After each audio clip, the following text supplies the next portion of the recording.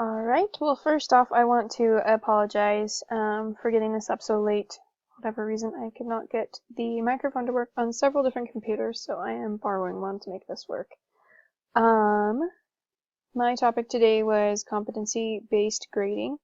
This is a grading program where you make sure that the students actually know what they're doing. Here in the notes we have what is competency education. It's an approach that ensures that children are successful in learning and developing life skills. And so it doesn't say if you get a C or above, then you get to move on to the next class, or if you get a D or above, then you can move on to the next class. But rather it's when you have successfully passed off this standard, we know that you're ready to move on. It's based on learning outcomes that really involve application. The assessments are meaningful and positive, and they help students to really learn what they're talking about instead of just saying, oh, well, you know most of it, or you know 75% of it, you're good. It has several different names as listed right there: proficiency-based, performance-based, standards-based, or mastery-based. There's different challenges that come with the traditional grading. That was one of the questions that I had to answer. So it's just really ambivalent on what it means, like a passing grade. It just doesn't really mean anything.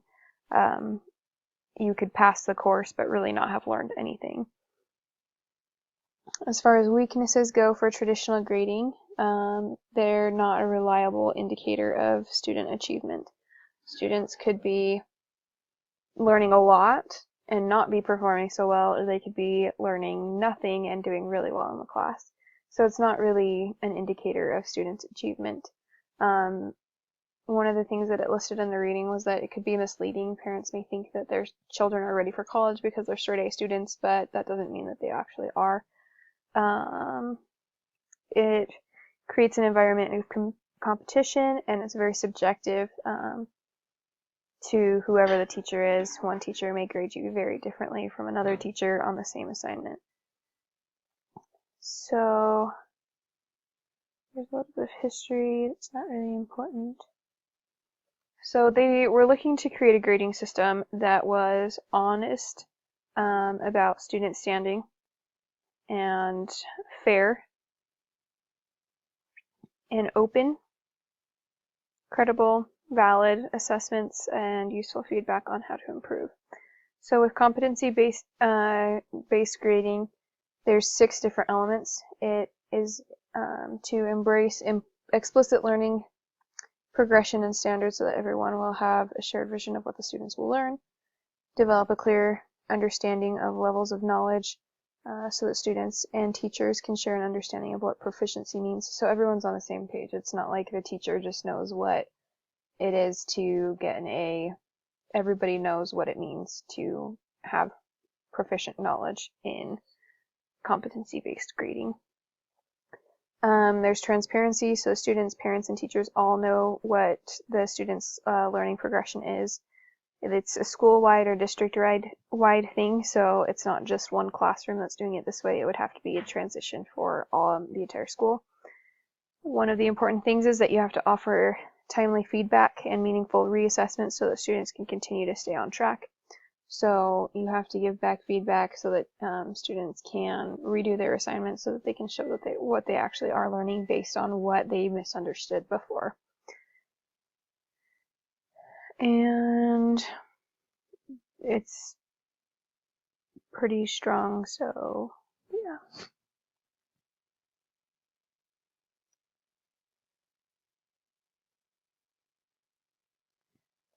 So it does say that it's really important that it is a school-wide thing.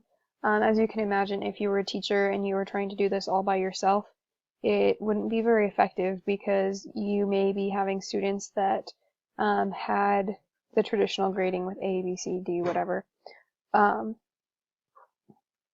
in classrooms before, so they may not have mastered the content before. So then when you are trying to see if they've mastered this new skill that was based off of the old skill that they maybe learned 75% of, there's a lot of like having to go back and reteach and things like that rather than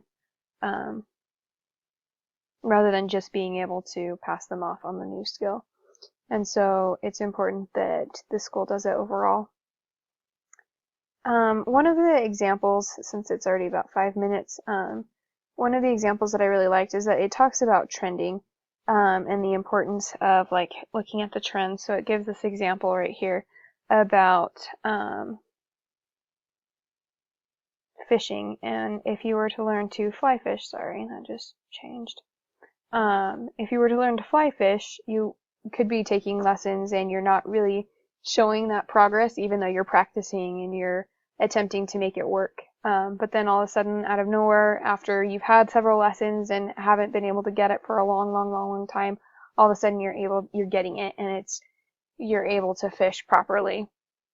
And so traditional grading, it says, kind of penalizes the students for mistakes that they make early on, whereas the purpose of competency-based learning is so that they can make a steep improvement. It may be slow at first, but then they start to get it. It's like the light bulb coming on, is what they say.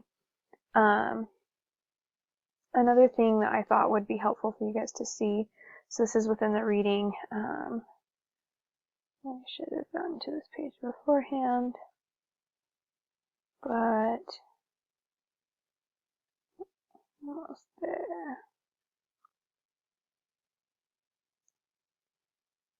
Okay, so here is a scoring guide for academic learning, and so it says, like, this gives a very specific way of knowing if they've mastered the skill or not, which is very useful, so that it makes it more consistent between classrooms as well, so that student A in classroom with this teacher would also get the same grade as student B, who's in a different classroom, who maybe had the same kind of issues with their project. So everyone's getting graded in the same way.